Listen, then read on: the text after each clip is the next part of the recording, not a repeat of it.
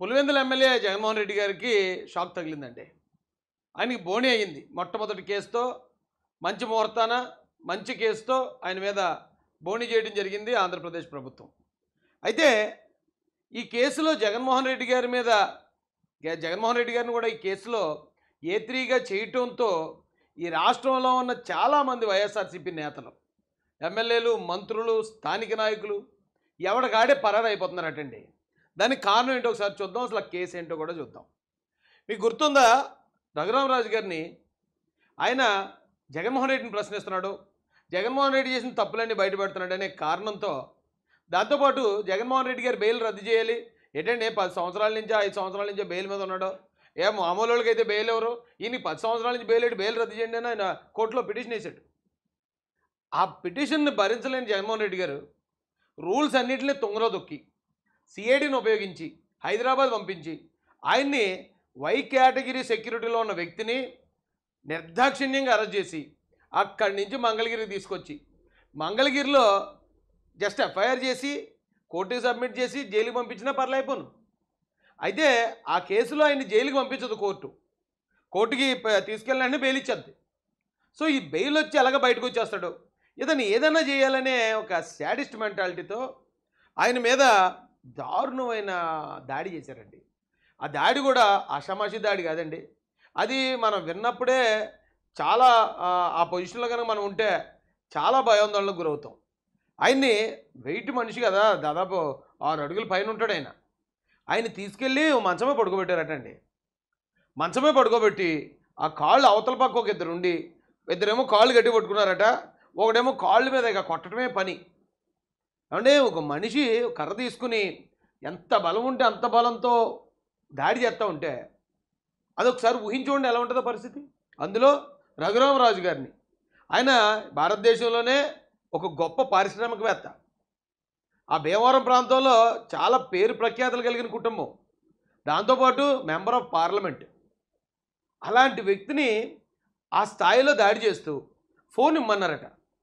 Phone ఇమ్మంటే నా phone నీకెందుకయ్యా, నేను ఎందుకు ఇవ్వాలి ఫోన్ అని అన్నారని ఇలా మంచమే పడుకున్న ఆయన మీదకి ఆయన గుండెల మీద కూర్చున్నాడటండి. అటు ఇటు కాల్ వేసి ఒకడు గుండెల మీద అటు ఇటు కాళ్ళు వేసి కూర్చుంటాం వల్ల ఆయన పడుకోబెట్టిన మంచం తల దగ్గర ఉన్న 2 మంచం కోళ్ళు ఇరిగిపోయి కిందకి ఇదైపోయిందట. అంటే ఏ స్థాయిలో అతని మీద రఘురామరాజు గారి మీద దాడి చేశారో ఒకసారి మనం ఆలోచించాలి.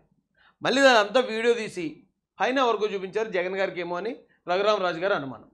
దీని అంతటికీ ఎవరయ్యా పాత్రధారి అంటే ఇగో PV Sunil Kumar, additional DGP స్థాయికి వెళ్ళాడు. ఎంతో కష్టపడి వెళ్ళుంటాడు అక్కడ దాకా. కానీ జగన్ గారు చెప్పిన మాట వినడం ద్వారా ఈవేళ ఇలాంటి ఒక పెద్ద కేసులో A1 ముద్దాయిగా చచ్చ ఎంత అవమానం అండి అది. ఒక అడిషనల్ డీజీపీ అతను ముద్దాయి అవ్వటం ఏంటి? గతంలో ఏదో విడాకుల కేసు ఉందిలేండి, అది పోనీ ఫ్యామిలీ కేసు అనుకుని తీసేద్దాం. కానీ ఇలాంటి ఒక కేసులో నేరస్తుడిగా ఎఫ్ఐఆర్లకు ఎక్కటమా, అది కూడా చివరి అంకంలో ఇగో 2 సంవత్సరాలు రిటైర్ అయిపోతాననగా ఇంత అవమానం అవసరమా అతనికి? గతంలో శ్రీలక్ష్మి గారు జగన్ గారిని నమ్మి ఆయన చెప్పిన పని చేసినోడల్లా ఇలాంటి ఎండింగేనండి. క్లైమాక్స్ రక్త కన్నీరే ఇక ప్రతి ఒక్కడికి. ఈ కేసులో రఘురామరాజు గారు పెట్టిన కేసులో A1 PV Sunil Kumar additional DGP, A2 Seetharamanjaneyulu IPS అని అతను కూడా నాకు తెలిసి ఒక SP అయి ఉంటాడు, A3 పులివెందుల ఎమ్మెల్యే జగన్మోహన్ రెడ్డి గారు. ఆ జగన్మోహన్ రెడ్డి గారిని ఎఫ్ఐఆర్లో చేర్చి ఒక నూతన వరవడికి తెరదీశారండి. ఎందుకంటే ఇక్కడ అధికారంలో ఉన్నప్పుడు ఏదో ఏ ప్రభుత్వం అధికారంలో ఉన్నా ఆ నాయకుడు కొంచెం నేరస్తుడైతే, నాయకుడు కొంచెం సాడిస్ట్ అయితే కిందనున్న పోలీసులతోనో లేకపోతే ఉద్యోగులతోనో రౌడీలతోనో దాడులు జరుగుతూ ఉంటాయి. కానీ చాలామంది ఏం చేస్తారంటే ఆ పోలీసు అధికారినో లేదా ఆ ప్రభుత్వ అధికారినో శిక్షించి వదిలేస్తారు. కానీ మర్డర్ చేసినోడి కన్నా చేయించినోడిదే కదా పెద్ద నేరం. వెనకాల నుండి చేయించినోడే అసలైన నేరస్తుడు. మొట్టమొదటిసారి ఒక రాజకీయ నాయకుడిని, పులివెందుల ఎమ్మెల్యే గారిని, మాజీ ముఖ్యమంత్రి గారిని ఈ కేసులో చేర్చడం ద్వారా ఇప్పటి వరకు పోలీసులను లేకపోతే ప్రైవేట్ వ్యక్తులను ఉపయోగించి దాడులు చేయించేసి తప్పించుకు తిరుగుతున్న ప్రతి ఒక్క వైసీపీ ఎమ్మెల్యే, మంత్రి, వైసీపీ నాయకుడు ప్రతి ఒక్కడు గుండెల్లో బుల్లెట్ ట్రైన్లు పరిగెడుతున్నాయట. మన అమ్మ జగన్మోహన్ రెడ్డిని దాంట్లో ఫ్రేమ్ చేశారు. ఇక ఈ శిరోమండనం కేసులో నన్ను కూడా జైలు పంపిస్తారేమో అని జక్కంపూడి గోల. ఏమంటే ఎవరైతే ఆయన పేరు డాక్టర్ సుధాకర్ గారిని చంపించడానికి కారణం ఆ లోకల్లో ఉన్న పెట్ల గణేషే. దానికి కారణం జగన్మోహన్ రెడ్డి గారే. మళ్ళీ ఆయన కూడా ఐఎఫ్ఐఆర్లోకి వెళ్ళిపోతారు. ఆ చంపేసి డెడ్ బాడీ డోర్ డెలివరీ చేసిన ఘటనలో అక్కడ అనంతబాబుకు షెల్టర్ ఇచ్చింది దూరంపూడి చంద్రశేఖర్ రెడ్డి వచ్చేస్తాడేమో ఇప్పుడు ఐఎఫ్ఐఆర్లోకి. మీరు చూసుకుంటే ప్రతి నేరం ఆ నేరం వెనుక రాజకీయ నాయకుడు ఉంటాడండి. అయితే మనకు కనపడే వాళ్ళు బయట ఉన్న పోలీసు వాళ్ళు కనపడతారు తప్ప మిగతాదంతా కూడా వెనకాతలు ఉన్న రాజకీయ నాయకులే. ఇప్పుడు దాకా రాజకీయ నాయకులు ఎప్పుడు కూడా ఎఫ్ఐఆర్లోకి రాలేదు.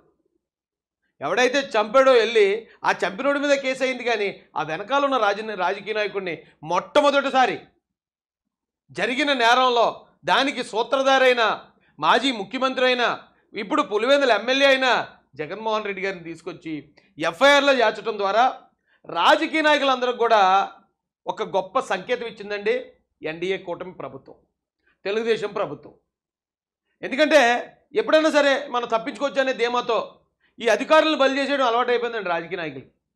అయితే A3గా జగన్మోహన్ రెడ్డి గారు అయితే A4గా పాలరాజు గారు, ఆయన డిఎస్పీ ర్యాంక్ ఆఫీసర్, ఆయన కూడా A5గా ఇక్కడ మనం చాలా ముఖ్యంగా గమనించాల్సిన వ్యక్తి అండి డాక్టర్ ప్రభావతి అంటే మీకు అనిపించవచ్చు డాక్టర్ గారిని ఎందుకు పెట్టారు ఇందులోనని. ఆ డాక్టర్ ప్రభావతి ఎలాంటిదంటే అండి, ఆవిడ కంచే చేను వేస్తే ఇక అడిగే నాదుడు ఎవడో అనే టైప్లో ఉంది. ఆవిడ గురించి తెలుసుకున్నాక త్రిపుల్ ఆర్ గారిని తీసుకెళ్ళి మొత్తం సిద్ధగొట్టేశారు. చాలా టార్చర్ పెట్టారు పాపం ఆయన్ని. ఆ కస్టోడియల్ టార్చర్ అంటారు దాన్ని. ఎందుకంటే ఒక చట్టం ఒక రాజ్యం కలిపి ఒక వ్యక్తి మీద ఒక ఇండివిజువల్ మీద దాడి చేయటం అది. ఇప్పుడు బయటోడు ఎవడన్నా వచ్చాడు అనుకోండి మీదకి, ఆడు మహాబలవంతుడు ఒక 20 మంది వచ్చేసారు, వాళ్ళు 10 కొడితే మనం ఒకటన్నా కొడతాం తిరిగి. అదే పోలీసులతో చేయిస్తే మనం పోలీసుల మీద తిరగబడలేము, ఎందుకంటే పోలీసుల మీద తిరగబడితే అది ఇంకో కేసు అవుతుంది మళ్ళీ. సో అది చట్టం, అది రాజ్యం. ఒక రాజ్యం ఒక ఇండివిజువల్ మీద దాడి చేసిందండి ఆ రోజున. చేస్తే అది కూడా తప్పే. పోలీసులు ఎప్పుడైనా సరే ఇలాంటి టార్చర్ పెట్టడం అది తప్పు. ఎప్పుడైతే దాడి చేశారో దాడికి గురైన వ్యక్తిని కోర్టులో ప్రవేశపెడతారు. కోర్టులోకి వెళ్ళాక జడ్జి గారికి ఏమంటే నన్ను కానీ కొట్టాడు పోలీసు వాడని కానీ చెప్పారా, ఆ పోలీసు ఆయన పని అయిపోయినట్టే. అయితే ఇక్కడ ఇంకొక స్కెచ్ ఏం వేశారంటే అండి, ఈయన వెళ్ళారు త్రిపుల్ ఆర్ గారు, నువ్వు కానీ మరి అక్కడ కానీ చెప్పావు అంటే కనుక రేపు మళ్ళీ మా కస్టడీలో ఉంటావు, నేను చంపేస్తామని బెదిరించారంట. అప్పటికి బెదిరే రకం అయితే ఆయన అసలు జగన్ గారితోనే పెట్టుకోడు కదా. అయినా కానీ వెళ్ళి కోర్టులో జడ్జి గారికి చెప్పేశాడు, సార్ నన్ను వీళ్ళు కొట్టారండి, చాలా దారుణంగా హింసించారండి అని. వెంటనే జడ్జి గారు ఏం చేస్తారు, కొట్టారనగానే ఎక్కడ కొట్టారు ఏంటని ఆయన చెక్ చేయడు. ఆయన హాస్పిటల్కి రాస్తాడు, గవర్నమెంట్ హాస్పిటల్కి, అపోలోకో లేకపోతే ఇంకొక కామినేనికో ఇలాంటి ప్రైవేట్ హాస్పిటల్కి రాయరండి, గవర్నమెంట్ హాస్పిటల్కి రాస్తుంది కోర్టు. ఎందుకు గవర్నమెంట్ హాస్పిటల్కి రాస్తుంది అంటే అక్కడ గవర్నమెంట్ డాక్టర్ ఉంటాడు, గవర్నమెంట్ డాక్టర్ నీతిగా నిజాయితీగా సర్టిఫికేట్ ఇస్తాడు అని కోర్టుల నమ్మకం. ఆ కోర్టు జడ్జి గారు అక్కడ ఉన్న గవర్నమెంట్ హాస్పిటల్కి వెళ్ళండి, మీరు గుంటూరు గవర్నమెంట్ హాస్పిటల్కి వెళ్ళి మీరు చెక్ చేయించుకుని రండి అంటే వెంటనే రఘురామరాజు గారిని గుంటూరు హాస్పిటల్కి తీసుకెళ్ళారు. తీసుకెళ్తే అక్కడున్న డాక్టర్ ప్రభావతి గారు, ఆయన కాళ్ళు కమిలిపోవటం చూసాం, ఆయన ఒంటి మీద ఉన్న గాయాలు అందరూ చూసారు ఆ రోజున. ఆ ప్రభావతి గారు అండి, అబ్బాయి ఇప్పుడు కాదు, ఏదో బ్లడ్ క్లాట్ అయింది అంతే తప్ప అవి ఏం దెబ్బలు కాదని ఇచ్చిందని సర్టిఫికేట్. ఇక వాళ్ళే ఏమీ లేదు అంటే ఇక మరి జడ్జి గారు ఏం చేస్తారు, అబ్బాయి ఒక గవర్నమెంట్ డాక్టర్ చేయాలంటే నిజం అనుకుంటారు కదా. అధికారాన్ని ఎంత ఘోరంగా దుర్వినియోగం చేయకూడదో అంత దారుణంగా దుర్వినియోగం చేశారండి వైసీపీ ప్రభుత్వంలోని. కనుక ఆ డాక్టర్ మీద కూడా ఎఫ్ఐఆర్ వేస్తారు. మంచి పని చేశారండి నిజంగా. వీళ్ళందరూ ఇప్పటిదాకా ఏమనుకున్నారంటే ఆయన ఏదో చెప్పాడు కాబట్టి ఆయన చేస్తే మనకి ఏముండదులే, మనల్ని ఎవడు చూసాడులే. భారతీయుడు సినిమాలో చెప్పినట్టు ఇవాళ సాయంత్రం కూడా వెళ్తాం మళ్ళీ భారతీయుడు సినిమాలో చెప్పినట్టు చిన్నదే కదా ఈ చిన్న సర్టిఫికేట్ కదా ఎవడు చూస్తాడు, లేకపోతే ఈ చిన్న దెబ్బే కదా కొట్టమన్నాడు ఎవడు చూస్తాడు, ఆ కొట్టమన్నాం కొట్టించాం. ఇలా ప్రతి ఒక్కడు చిన్న చిన్న చిన్న చిన్న తప్పులు ఒక పెద్ద తప్పు అయిపోతున్నాయని అపరిచితుడి సినిమాలో విక్రమ్ గారు చెప్పాడు. కానీ వీళ్ళకి ఏమైనా బుద్ధి వచ్చిందండి? ఇప్పుడు ఈ రోజున మొత్తం 5 మీద అందరూ అఫీషియల్సే. అందులో 3 దాదాపు ఐపీఎస్ ఆఫీసర్లు, ఓ మాజీ ముఖ్యమంత్రి, ఒక డాక్టర్. ఎంత సిగ్గుచేటండి ఇది. అయితే దీని ద్వారా ఒక వార్నింగ్ అయితే ఇచ్చారండి చంద్రబాబు నాయుడు గారు.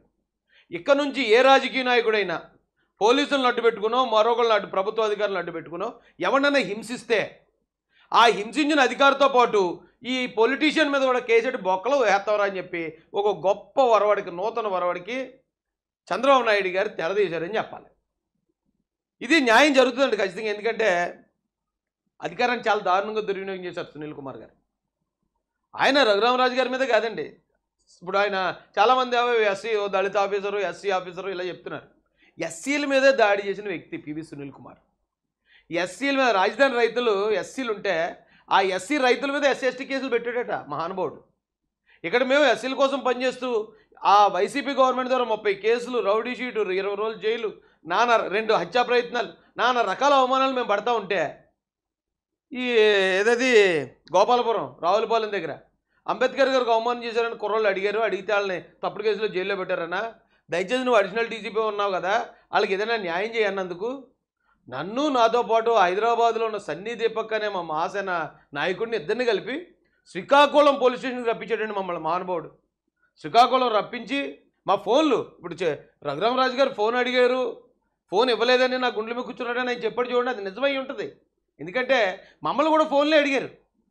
వెళ్ళిన దగ్గర నుంచి టార్చర్. ఉదయం 11 గంటలకు ఎప్పుడు వెళ్ళాం, రాత్రి 10 గంటల దాకా టార్చర్. మీ ఫోన్లు, మీ అకౌంట్లు ఏంటి, మీకు డబ్బులు ఎవరు ఇస్తున్నారు, మీరు ఏ పార్టీ కోసం పనిచేస్తున్నారు, ఇవన్నీ ఎందుకు, నేరం ఏంటి, ఎవరో ఏదైనా తిట్టారని పెట్టారు కేసు, దాని గురించి అడగకుండా ఈ ఫోన్లు ఎందుకు.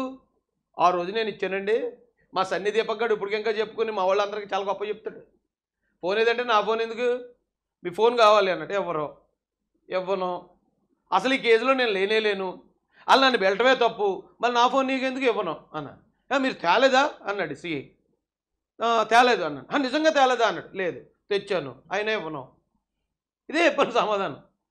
తెచ్చిన మీరు ఎలా చెప్తే మీరు వెళ్ళరు బయటకు, వెళ్ళకపోతే ఉంచుకో, మర్యాద ఫోన్ మాత్రం కావాలి అయితే అంటే బయట ఉంది మా వాళ్ళ దగ్గర, ఇల్లు లాక్కుండా అయితే అన్నాను. మీ వాళ్ళు అందరూ కెమెరాలు పెట్టించారండి, అందరూ వీడియోలు, మరి అదే వేస్తారు మా వాళ్ళు. నీకు కావాలంటే వెళ్ళి తీసుకో, బయట ఉంది ఫోన్, బయట తెచ్చుకొని వెళ్ళి. మరి ఆ ఫోన్లు తీసి మరి దాంట్లో ఏమైనా మ్యాల్పులేట్ చేస్తారా, లేకపోతే తప్పుడు సాక్ష్యాలు ఏమైనా క్రియేట్ చేస్తారా, ఏం చేస్తారో తెలియదండి. ఆ ఎఫ్ఐఆర్లో నా పేరే లేదు, నన్ను అక్కడ దాకా తీసుకెళ్ళి నా ఫోన్లను తినేసేవారు. అది మనం ఎత్తామా, సచ్చినే ఉన్నాను, ఇవ్వలేదు కూడా. నన్ను ఏమీ చేయలేక పాపం మా సన్ని దీపక్ గారిని కొట్టేశారు ఆ రోజున. ఎక్కడైతే సీసీ కెమెరా ఉందో సీసీ కెమెరా వెనకతలో ఒక ఏంటది ఒక కట్టెను కట్టారండి. మళ్ళీని ఆ కట్టెల లోపలికి వెళ్తే సీసీటీవీ కవరేజ్ ఉండదు అక్కడ తీసుకెళ్ళి కొడేస్తున్నారు జనాల్ని. అంత దుర్మార్గమైన మనస్తత్వం కలిగిన వ్యక్తి ఈ పివి సునీల్ కుమార్. కాబట్టి పాపాలు ఎల్లకాలం నడవండి. మనం చేసిన పాపాలు ఇక్కడే మనం సమాధానం చెప్పి తీరాల్సిందే వాటికి. లేదు మన చేతిలో అధికారం ఉంది, మన వెనకాతల సీఎం జగన్మోహన్ రెడ్డి ఉన్నాడు, అప్పుడు సీఎం, మనం ఏం చేసినా చెల్లిపోద్దు అనుకున్నాడు. ఆ వేళ ఏం చేస్తాడు ఇప్పుడు, ఈ కేసుకి సమాధానం చెప్పాలి. ఆల్రెడీ పాపం ఇతను వీఆర్ఎస్ తీసుకోలేనట్టుంది, పోస్టింగ్ తీసేసి అటాచ్ చేసేసారు. బాబు నీలాంటి చేతిలో ఇంత అధికారం ఉండటం మంచిది కాదు, నువ్వు బయట వాళ్ళే కాదు నీ సొంత జాతి వాళ్ళని హింసించేస్తున్నావు, నువ్వు అలా కూర్చో బాబు అని చెప్పి ఇప్పుడు మిగతా వాళ్ళందరి మీద కూడా ఎఫ్ఐఆర్లు పడ్డాయి. దీంతోపాటు రాజకీయ నాయకులను కూడా, మెయిన్ రాజకీయ నాయకులే ఉంటారండి. ఏ పోలీస్ అధికారి తప్పు చేసినా, ఏ ప్రభుత్వ అధికారి తప్పు చేసినా ఆ తప్పు వెనకాతల ఒక రాజకీయ నాయకుడు ఉంటాడు. ఆ రాజకీయ నాయకుడిని కూడా ఎఫ్ఐఆర్లు వేస్తున్నప్పుడే ఇది ఆగుతుంది తప్ప. ఒకవేళ అధికారి, ఇప్పుడు ఈ అధికారి మీద పెట్టారు కేసు, పాలరాజు గారి మీద పెట్టారు, మరొక సీతారామాంజనేయులు గారి మీద పెట్టారు, మళ్ళీ రేపు ఇంకొకసారి మళ్ళీ వైసీపీ అధికారులకు వచ్చినా మళ్ళీ వెళ్తూ చేయించేద్దా, మనకి ఏం పర్లేదురా, పోతాడు గవర్నమెంట్ ఎంప్లాయీ బొక్కలది, మనం బాగానే ఉంటాం కదా, పెట్టండి వాళ్ళ మీద పెట్టండి అని చెప్పి మళ్ళీ ఆ అధికారులు ఉపయోగించుకుని మళ్ళీ అమాయకుల మీద దాడులు చేస్తారు. ఇప్పుడు ఇక్కడి నుంచి ఆ రాజకీయ నాయకుడు కూడా ఇన్వాల్వ్ అవుతున్నాడు కదా ఎఫ్ఐఆర్లో, రేపు పొద్దున అలర్డీ చేయడానికి ఒక్కొక్కరికి తడిసిపోతుంది. ఇప్పుడే తడిసిపోతున్నారు చాలామందికి. అమ్మనేమో ఇప్పుడు ఆ పోలీస్ అధికారితో పలానా కొట్టించాం, ఇప్పుడు ఆ అధికారితో పాటు నా మీద కూడా కేసు పెట్టి బొక్కలో దూసేలాగా ఉన్నారండి. ఎవడ కాడే పట్టా పంచిలటండి. అలాగ ఉండాలండి. చంద్రబాబు నాయుడు గారికి మాత్రం హ్యాట్స్ ఆఫ్ తెలియజేయాలి మన అందరం కూడా. చంద్రబాబు నాయుడు చెప్పలు కొట్టుకుంటారు సార్. అయితే ఇది ఫస్ట్ కేసు జగన్ గారిని ఇన్వాల్వ్ చేయటం. మనం ఇక్కడ జరిగిన ప్రతి దాడిని ఒక్కసారి వెనక్కి ఎంక్వైరీ చేసుకుని వెళ్తే ప్రతి ఎంక్వైరీ కూడా వెళ్ళి జగన్ గారి దగ్గర అవుతుంది. ఎందుకంటే అక్కడి నుంచి వచ్చిన ఆర్డర్స్ తోటి ఇక్కడ చిత్రహింసలు పెట్టడం కానీ, తప్పుడు కేసులు పెట్టడం కానీ అన్నీ అక్కడి నుంచి వచ్చిన ఆర్డర్సే. మధ్యలో కొంతమంది ఎమ్మెల్యేలు, మినిస్టర్లు, ఓవరాక్షన్ గాళ్ళు ఉన్నారు, వాళ్ళు ఉంటారు. ఇలా ప్రతి ఒక్కరిని కూడా ఎఫ్ఐఆర్లో చేర్చడం ద్వారా మాత్రం రేపు రాబోయే తరాలకి రాజకీయ నాయకులు ఇలా క్రూరంగా వాళ్ళ అధికారాన్ని దుర్వినియోగం చేయకుండా ఉంటారంటానికి ఇది మొట్టమొదటి నిదర్శనం అండి.